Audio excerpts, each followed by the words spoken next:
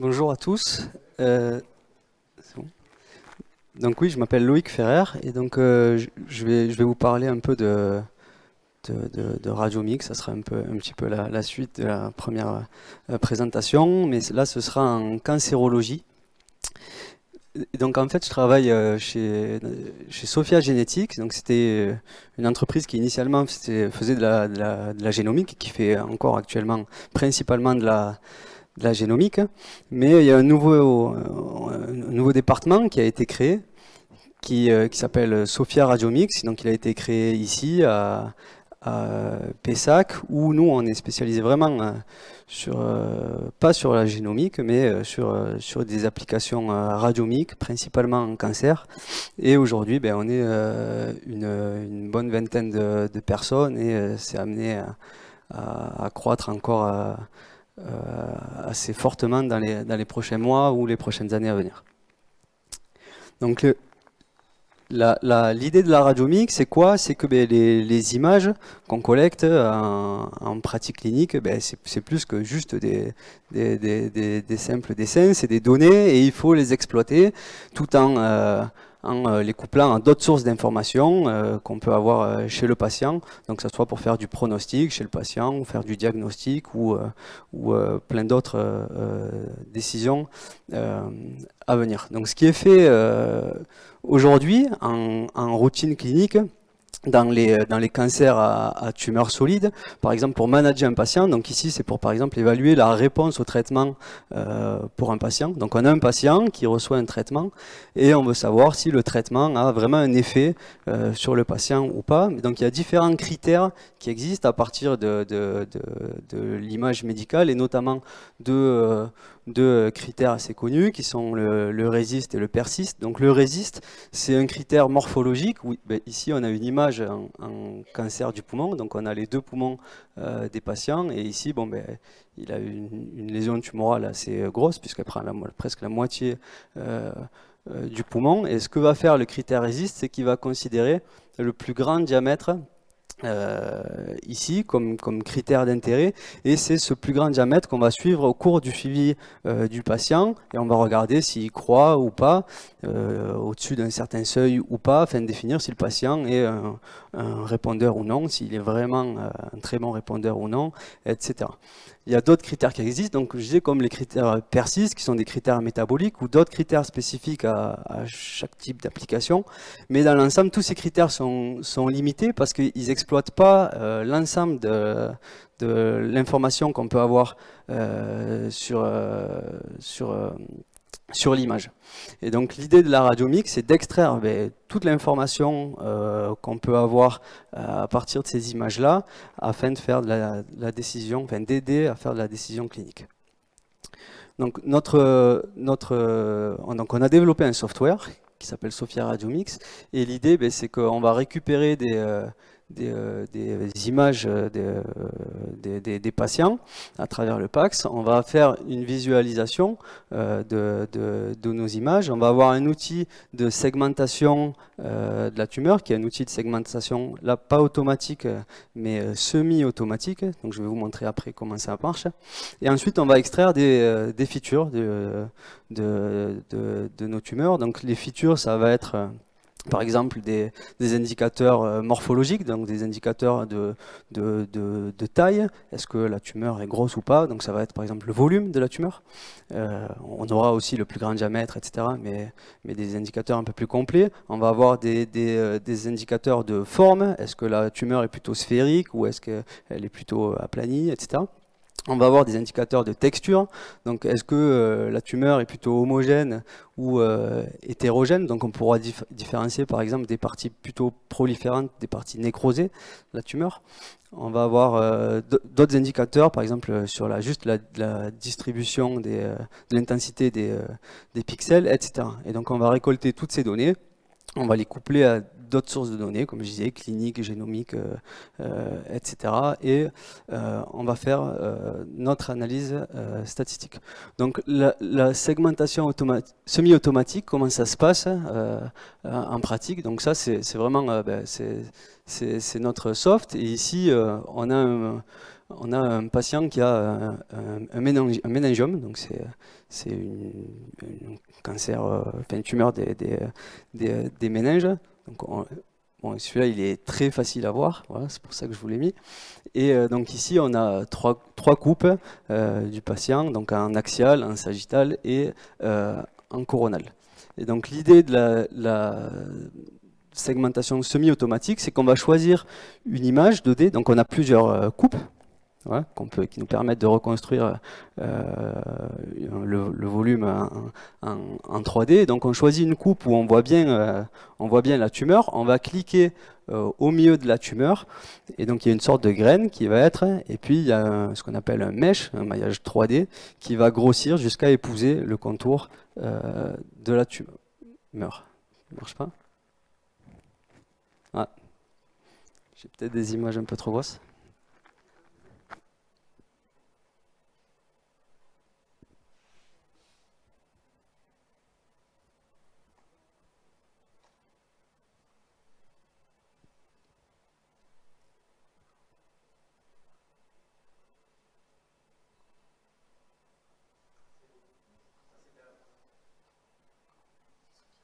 Non, c'est la deuxième. C'est la deuxième.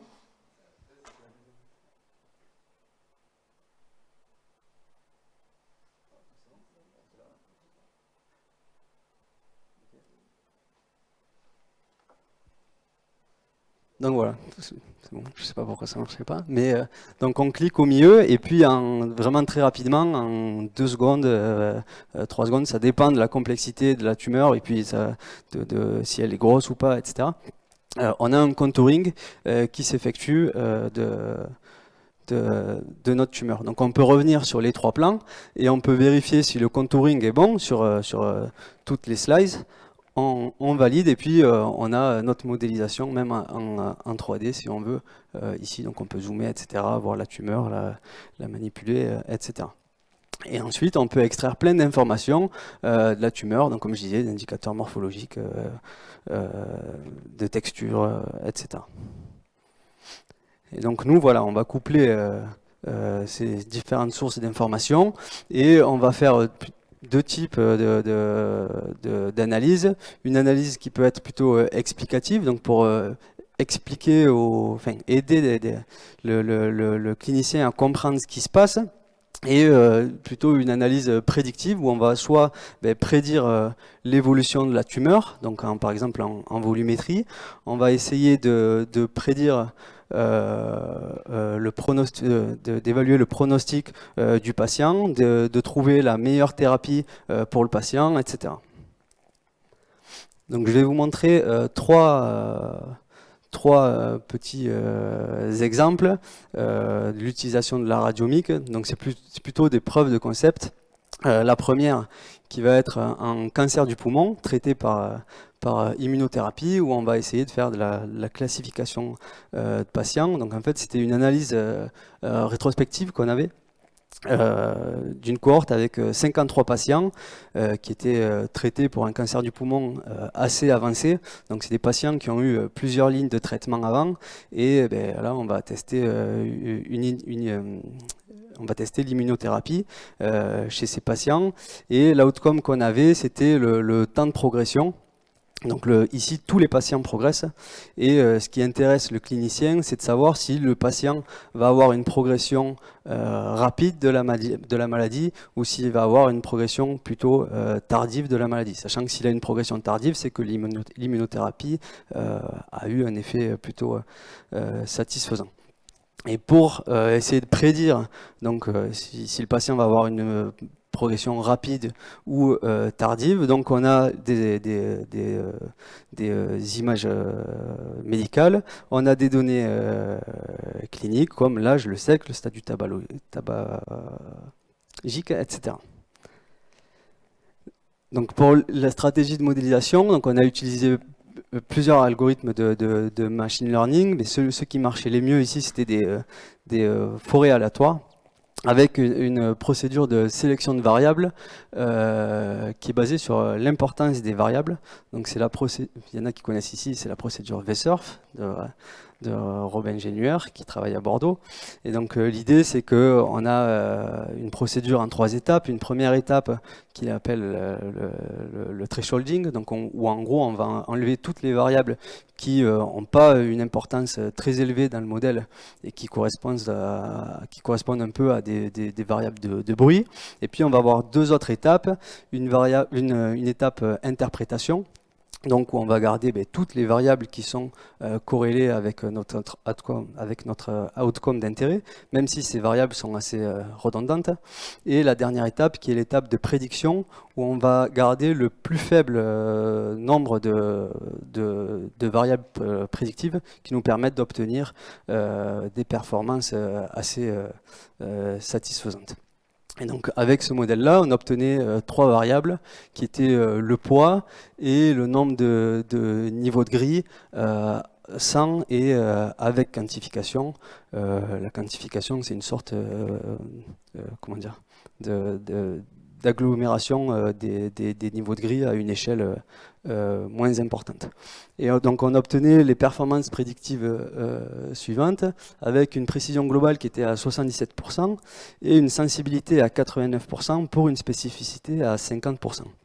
Donc la spécificité, vous allez me dire, elle est toute nulle, mais en fait, nous, c'était pas ce qui nous intéressait le plus. Ce qu'on voulait, c'est essayer de maximiser la sensibilité en ayant une spécificité assez convenable, sachant qu'ici, la sensibilité, c'est la probabilité de bien classer une progression rapide. Donc surtout ces patients-là, on ne veut pas les rater, quitte à avoir des faux positifs dans notre étude. Donc ça, c'est un plot que j'aime pas trop, mais que les cliniciens aiment bien. Donc c'est pour ça que je l'ai mis. Ici, c'est la survie sans progression. Donc la probabilité de ne pas avoir eu la progression au cours du temps. Donc ça, c'est les données qu'on a discrétisées. Donc c'est les données observées, avec en rouge les progressions rapides et en bleu les progressions tardives. Et ça, c'est les performances qu'on obtient lorsqu'on fait une analyse prédictive où on ignore les données d'imagerie. Donc on voit que ça ne marche pas très bien, on n'arrive pas à distinguer les progressions rapides des progressions tardives, alors que lorsqu'on introduit l'imagerie, on arrive plutôt assez bien à distinguer les 2 groupes. Donc là, les cliniciens sont assez contents, on leur met une p-valeur associée au test du Logrange, et pour eux, c'est super, quoi. Ouais. Donc les conclusions sur cette étude-là, c'est que bon, c'est des résultats assez limité, puisque bon, on n'est que sur 53 patients, et puis c'est des patients qui ont eu plusieurs lignes de traitement avant, donc il y a des effets qu'on appelle des effets cocktails qui se passent, donc on ne sait pas trop vraiment ce qu'on observe, si la population qu'on observe est assez homogène ou pas, je pense pas, mais donc c'est des résultats qui doivent être confirmés avec des premières lignes de traitement, mais malgré tout, on a pu voir que le fait d'amener l'imagerie permettait d'avoir des meilleures performances prédictives que lorsqu'on l'ignorait. Donc on a fait une analyse complémentaire que je marque pas, mais on a essayé de prédire la survie globale chez les patients, et on avait un AUC à 1 an qui était à 0,65 avec un intervalle de confiance à 95% qui est entre 0,52 et 0,73. En fait, c'était des assez bons résultats puisque c'était des résultats comparables à ce qui est trouvé dans la littérature. Donc, je vais vous montrer un deuxième exemple de l'utilisation de la radiomique. Alors là, c'est sur des patients traités pour des méningiomatoses. Donc des méningiomatoses, c'est des formes avancées des méningiomes. Et donc là, c'était donc des patients qui étaient traités ici à t égale 0, et on suivait leur volumétrie au cours du temps. Donc ils ont eu une mesure du volume de leur méningiomatose pré-traitement, et puis post-traitement, on suit ces patients.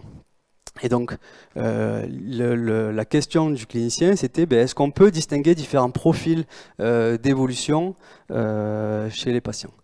Donc pour faire ça, on a utilisé encore un modèle bordelais qui s'appelle le modèle linéaire mixte à classe latente.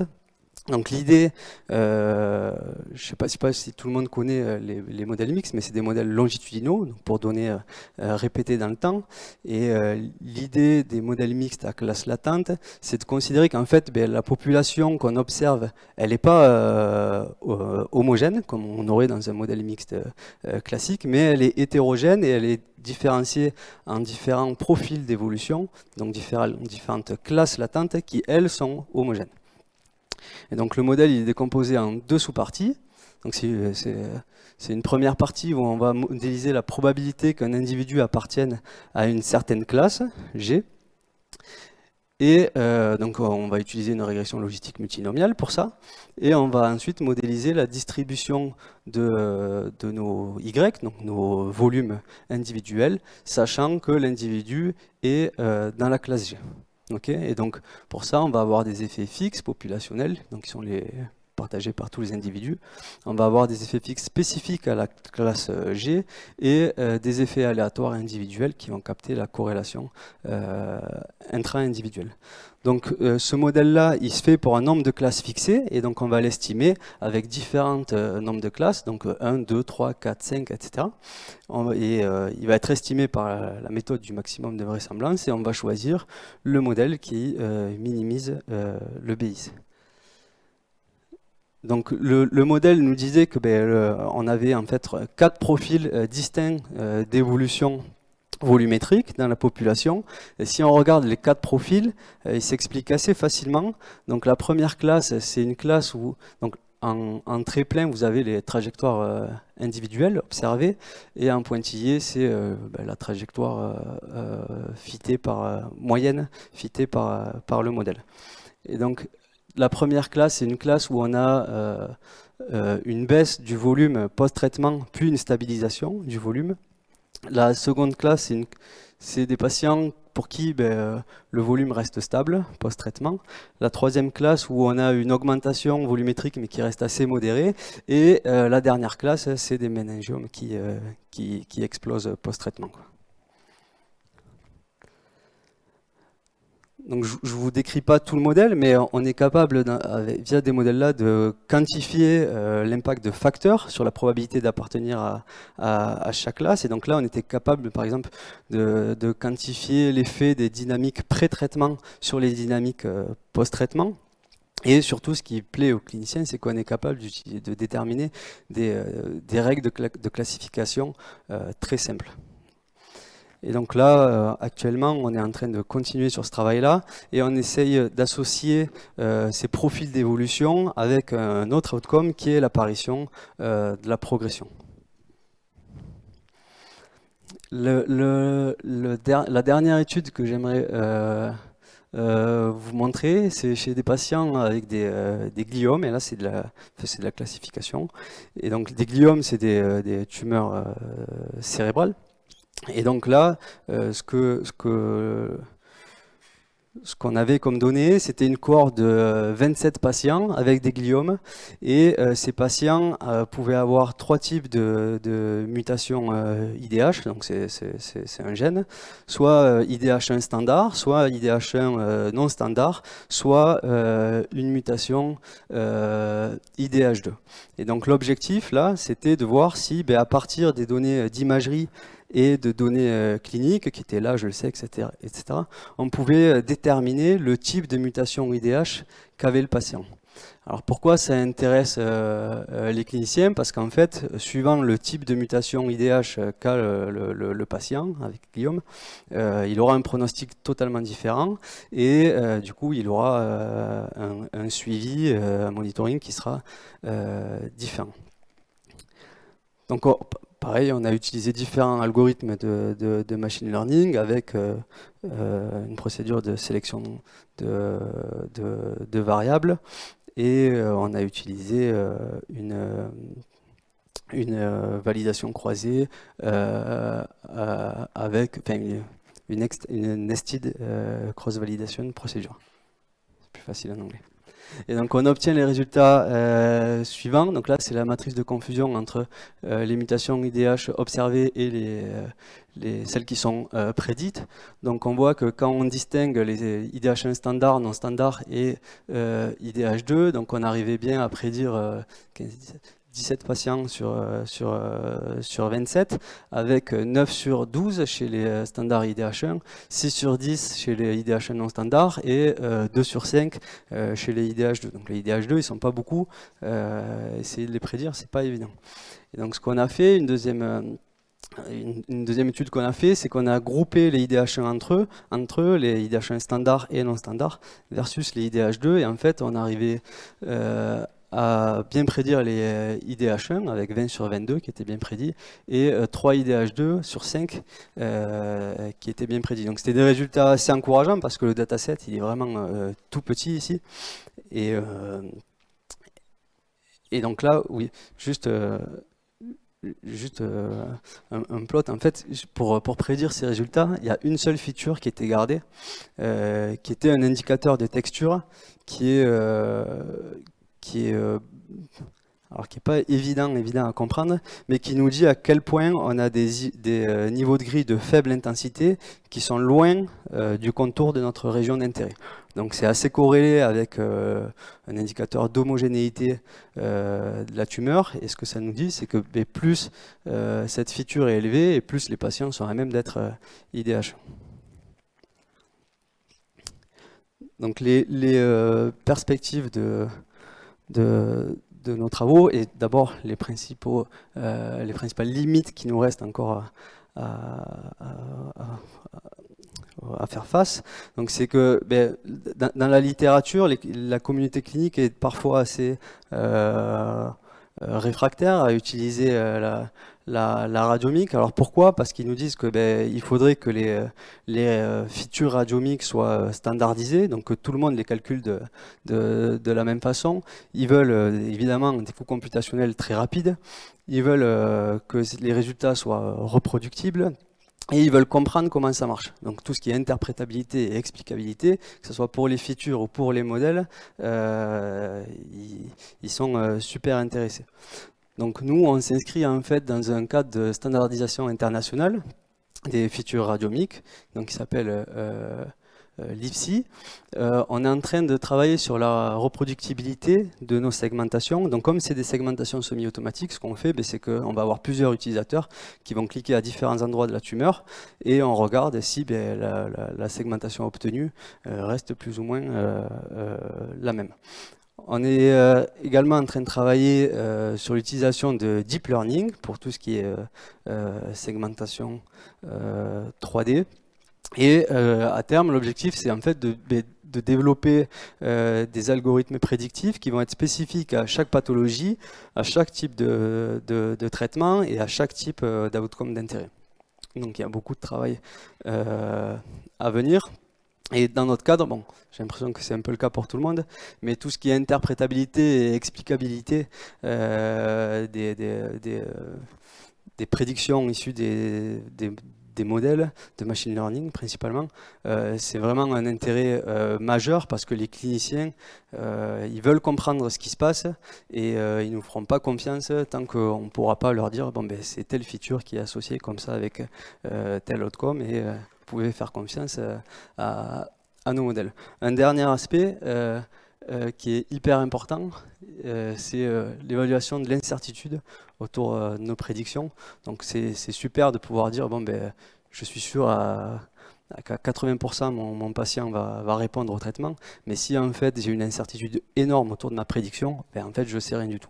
Donc c'est quelque chose qu'il faudra aussi intégrer dans nos outils et à terme ces outils seront utilisés pour faire non pas de la prise de la décision mais de l'aide à la décision, donc pour du diagnostic, du pronostic ou du monitoring des patients.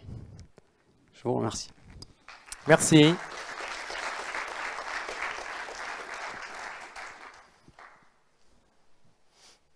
Question? Voilà. Merci pour cette présentation. Dans le cas de l'immunothérapie dans le cancer des poumons, Donc vous avez essayé de prédire la progression, le temps de progression. Et dans les variables qui semblent avoir été sélectionnées, il n'y en a aucune qui semble s'apparenter au critère RESIST de PFS. Oui, c'est assez surprenant, mais oui. Parce que nous, on s'attendait à ce que... on a vraiment un critère qui s'appelle RESIST, qui est vraiment le plus grand diamètre voilà, sur toutes les surfaces obtenues. Il ne sort pas. Même le volume, il ne sort pas. Et au final, il y a d'autres critères qui nous permettent de prédire l'outcome. Après, le RESIST qui a été utilisé pour définir la progression, c'est pas le même que celui qui est intégré dans notre soft. En gros, la progression, elle n'a pas été définie avec notre soft. Donc, est-ce que vous utilisez uniquement l'image de l'entrée dans le traitement ou est-ce que vous avez... Non, pour la prédiction, on se base sur l'image uniquement à l'entrée. Donc c'est aussi pour ça. Mais bon, il y a quand même, on peut imaginer une forte corrélation entre le RESIST mesuré à l'initiation de l'immunothérapie et l'évolution du RESIST plus tard. Mais non. Merci. D'ailleurs, c'est un petit peu un problème quelque part parce que pour évaluer nos modèles en performance prédictive, donc on nous demande par exemple d'essayer de prédire la progression, mais elle est définie avec un critère qui n'est pas forcément très bon. Donc bon. Merci beaucoup. Moi, j'avais une question. Là, vous utilisez donc des images pour prédire une mutation génétique. Le fait que vous fassiez ça plutôt qu'un séquençage, c'est dû au fait que c'est des cellules cancéreuses donc dans le cerveau, donc c'est un peu dur de les prélever, ou pourquoi le séquençage n'est pas la première piste utilisée? Alors si je suis vraiment franc, c'est parce que le clinicien il voulait une preuve que la radiomique pouvait servir. Et il n'avait pas d'autre outcome d'intérêt à nous proposer. Donc c'était ça le premier type d'étude qu'on pouvait lui proposer. Après,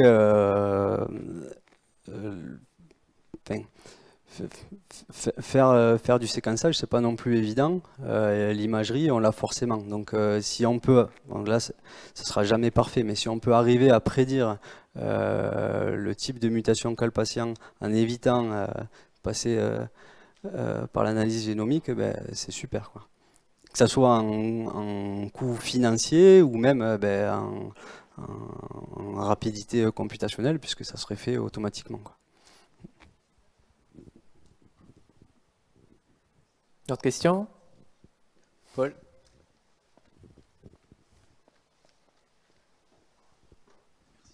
Merci pour la présentation. J'ai une petite question sur la conclusion sur l'évaluation de l'incertitude. Du coup, de ces modèles, on a vu qu'il y avait des cohortes avec des tailles assez réduites.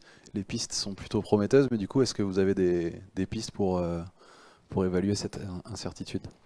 Très bonne question. Alors pour tout ce qui est modèle de régression paramétrique, bon, c'est très facile, voilà. On connaît souvent la distribution quoi, et puis on sait faire. Dans des modèles plus compliqués, alors là je dis ça sans vraiment avoir investigué la chose, mais si les coûts computationnels sont pas trop longs, pardon. Alors, on peut utiliser du bootstrap ou d'autres techniques comme ça. Si les coûts computationnels sont un peu plus longs, j'avoue que je sais pas. Je sais pas ce qu'on fait. Peut-être l'imputation. Non, moi je sais pas. Je sais pas, je vais dire des bêtises, donc je sais. Un dernier commentaire? Oui. Ah ben, il n'y a pas de problème. Quels sont pour vous les freins à la mise en place de ce genre de nouvelles métriques dans les essais cliniques? Qui est-ce que vous devez convaincre? Alors avant de vraiment penser à utiliser ce type de métrique en essai clinique, déjà il faut arriver à convaincre les praticiens en routine clinique, je pense. Voilà. Parce que alors là, arriver à changer les critères RESIST et utiliser d'autres critères comme ceux qui sont développés actuellement, je pense que ça c'est plus costaud. Donc la première étape, je pense, c'est montrer qu'en routine clinique ça peut marcher. Alors pas forcément pour prédire la progression, mais si on peut avoir des analyses de cohortes rétrospectives et essayer de prédire la survie par exemple, où là Voilà, l'outcome d'intérêt, il n'y a pas de problème, hein. On est sûr de ce qu'on a observé. Donc là, ça peut être pas mal. Et puis là, dans un second temps, essayer de standardiser tout ça et de mettre en place dans les essais cliniques d'autres critères d'intérêt que ceux qui sont proposés actuellement. Donc déjà, la première étape, je pense que c'est ce qui est fait avec l'IPSI, donc c'est de standardiser les features, parce que pour l'instant, ce n'était pas le cas. Donc chacun calculait sa feature dans son coin, et ce n'était pas la même pour tout le monde. Donc c'est déjà la première étape, et ensuite, voilà, il faudra pousser un petit peu fort pour que ça marche. Bon, on va arrêter là. Merci beaucoup Loïc.